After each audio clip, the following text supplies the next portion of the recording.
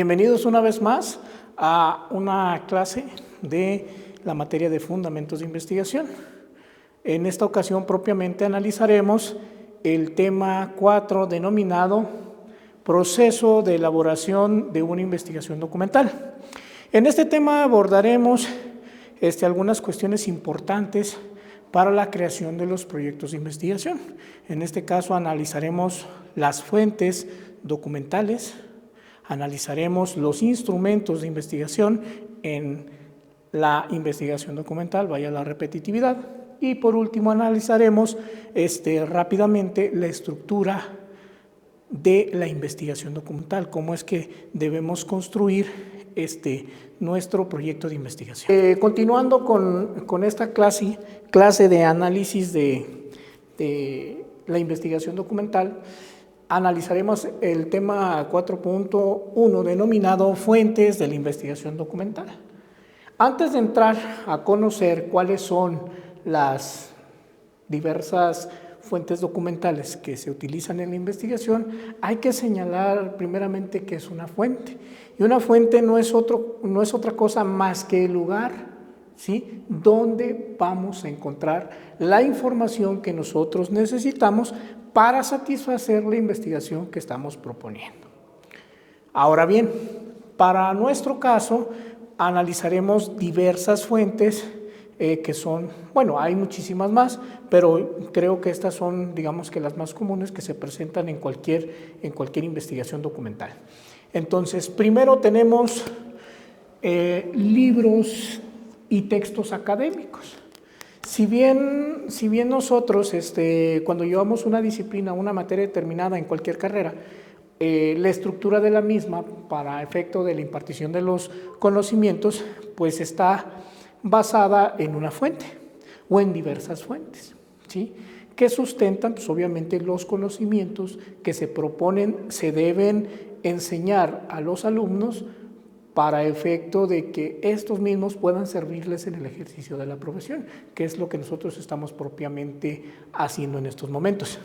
Entonces, esas fuentes documentales pues pueden ser libros de texto que vayan encaminados a un área específica de la carrera. Se me ocurre separación de minerales, lo que viene siendo diseño de voladuras, lo que tiene que ver con la barrenación. Hay libros propios, y hablo de la carrera de ustedes, que es Ingeniería en Minería, que hablan propiamente del tema.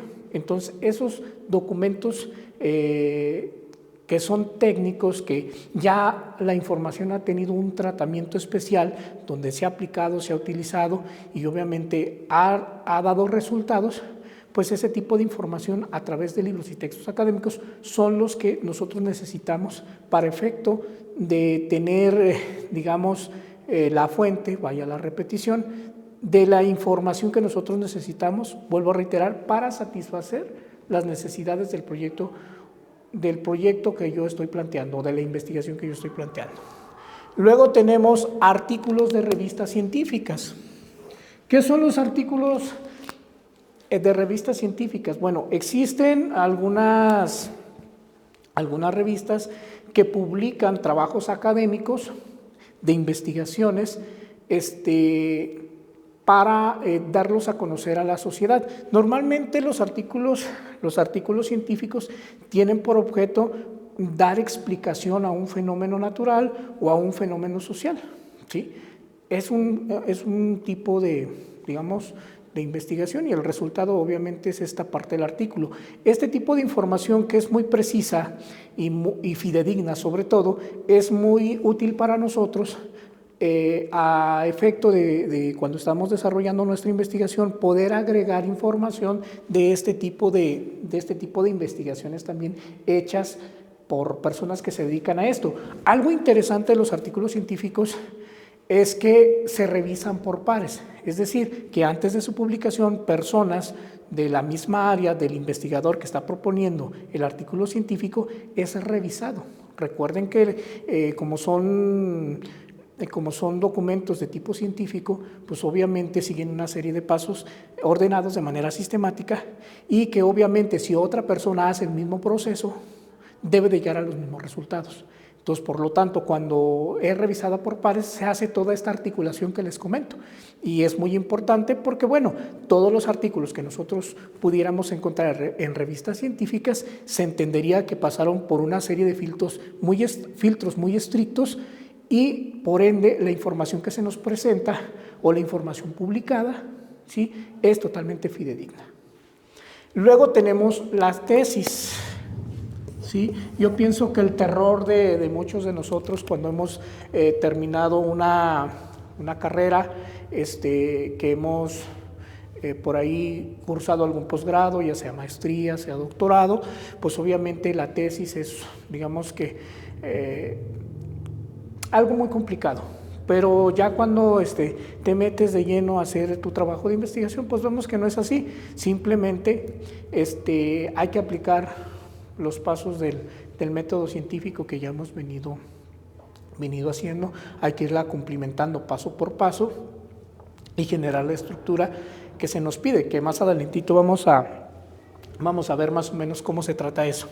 Entonces la tesis pues no es otra cosa más que un trabajo, un estudio, ¿sí?, sobre un tema determinado, ¿sí?, que hay que resolver. Una situación bien interesante de las tesis es que el tema debe de ser novedoso, ¿sí? Lo que buscamos con las tesis pues, es obviamente resolver un problema. Si nosotros hacemos un recuento cuando analizamos el tema del conocimiento, dijimos que el conocimiento debe de servir para resolver una situación o un problema. Las tesis buscan exactamente eso, resolver problemas, debe tener una utilidad, debe de dar una respuesta a un problema o la explicación de por qué sucede un problema.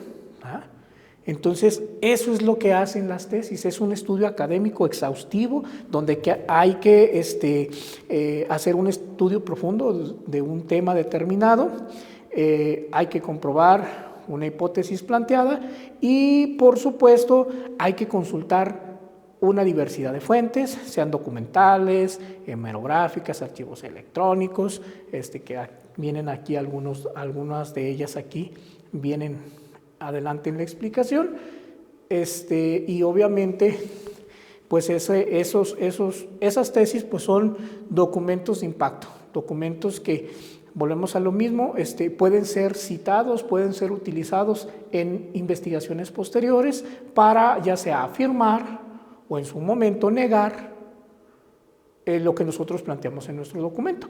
Entonces, eso implica, pues obviamente, la verificabilidad en este tipo de documentos. Luego tenemos, en este caso, documentos gubernamentales, ¿sí? Obviamente, pues, en este caso, pues se trata de información generada por el gobierno a través de las distintas secretarías de Estado, como lo es la Secretaría de Economía, la Secretaría del Campo, la Secretaría de Salud, el mismo Instituto Nacional de Geografía, Estadística e Informática, bueno, en este caso del INEGI. Pudiéramos mencionar que en esa parte, pues obviamente el Estado tiene una función de, digamos, satisfacer el bien común de todas las personas que vivimos en este país. Entonces, en ese sentido, la sociedad mexicana se divide en diversos sectores poblacionales con necesidades muy específicas. Por eso hablaba del campo, de la salud, de la educación, etcétera. Entonces, en ese sentido, pues el gobierno tiene que aportar o tiene que crear políticas públicas que ayuden a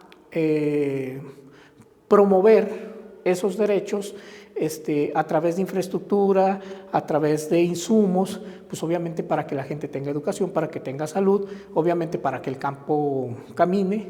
Entonces ellos tienen que generar información para saber cuánto dinero tienen que invertir, dónde lo van a invertir, justificar por qué lo van a invertir.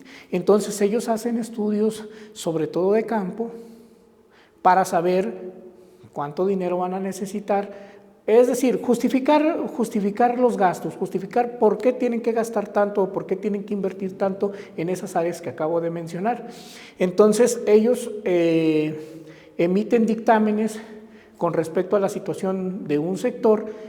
Obviamente esta información es fidedigna porque ellos se acercan al lugar de los hechos a estudiar el fenómeno y luego posteriormente rinden sus informes. Entonces esa información se entiende que es verídica, que es fidedigna, y para efecto de la investigación, si nosotros necesitamos información de esa naturaleza, podemos consultar la información que está en las distintas páginas oficiales de las Secretarías de Estado de nuestro gobierno, y podemos obtener información que también puede ser útil para satisfacer las necesidades del proyecto que nosotros estamos planteando. Luego tenemos periódicos y revistas. Bueno, en el caso de los periódicos y revistas, ahí podemos encontrar información de hechos actuales, de fenómenos del momento, pero bueno, ahí hay una situación que debemos de considerar. Debemos analizar la información y también pues verificar que la fuente sea fiable. O sea, ahí en esa parte de los periódicos y revistas sí hay mucha discrepancia en el tema de la fiabilidad del conocimiento, de lo que se está plasmando. Entonces, hay que checar qué tipo de periódico se trata, de qué tipo de revista estamos hablando. Obviamente, pues nosotros vamos a consultar de este tipo de fuente, pues información que pueda, vuelvo a insistir, satisfacer las necesidades de mi proyecto. No es lo mismo, se me ocurre hablar de el Financiero, el Universal, el Excelsior, por ejemplo, el Sol de México, a, no sé, el periódico Espacio o el periódico El Centinela. Ambos, bueno, este tipo de periódicos pues obviamente nos dotan de información, de hechos del momento, ¿sí? Pero pues hay que ver esa parte de la fiabilidad de la información, porque luego tenemos el término amarillismo, ¿verdad? Entonces hay fuentes que no son muy confiables. No quiere decir qué periódico es amarillista y quién no, ¿verdad?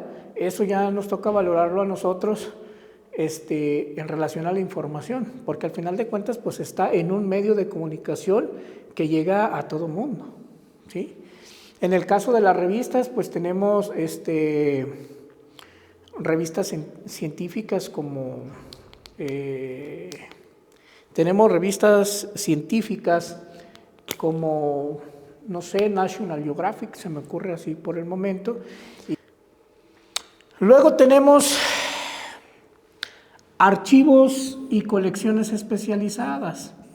Bueno, a lo largo de la historia, a lo largo de esta evolución social que yo comentaba, de los estadios del crecimiento social, de la comunidad primitiva, el modo despótico de distribución, el esclavismo, el feudalismo, el capitalismo, el socialismo, el comunismo, la sociedad globalizada, el neoliberalismo. En todos esos momentos de la historia de la sociedad, pues obviamente se ha generado conocimiento. El hombre siempre ha estado hambriento de saber más, de conocer más, de proponer más. Entonces, nosotros somos el producto de la evolución de la sociedad. Entonces, ¿por qué me refiero a esta parte histórica de la sociedad? Porque, bueno, los archivos y colecciones especializadas se refieren a la evidencia que ha quedado de todo ese conocimiento que se ha transformado a lo largo de la historia y que sirve como antecedente para los estudios novedosos, para los estudios previos a todo eso que ya pasó. Entonces podemos encontrar fotografías, periódicos de hace muchos años, libros, ediciones de hace muchos años que no son letra muerta, sino que son un tesoro, un antecedente, una explicación de cómo se hacían las cosas en el pasado. Y bueno, ustedes saben que quien no conoce su pasado, pues puede cometer el error de repetirlo. Entonces son una base interesante y, digamos, fundamental para estudios previos. Luego tenemos ya nosotros muy evolucionados con la era de la tecnología. La globalización trajo este boom tecnológico. Hoy en día todo el mundo, o la mayoría de las personas, tenemos acceso a la tecnología, y pues obviamente esta tecnología trae consigo pues obviamente el almacenamiento masivo de la información. Si nos referimos al punto anterior, pues muy seguramente ese tipo de información ya se encuentra digitalizada en una base de datos o en alguna biblioteca digital, donde podemos encontrar un sinfín de información. Por ejemplo, tenemos la plataforma Google. Esta plataforma, pues obviamente nos provee de mucha información en distintos temas de interés de la sociedad. O sea, cualquier tema que nosotros queramos investigar, podemos consultarle a este buscador, y obviamente al momento de insertar el tema de nuestro interés y darle enter, pues obviamente nos va a proporcionar una lista muy amplia de diversos sitios que contienen información que nosotros estamos buscando.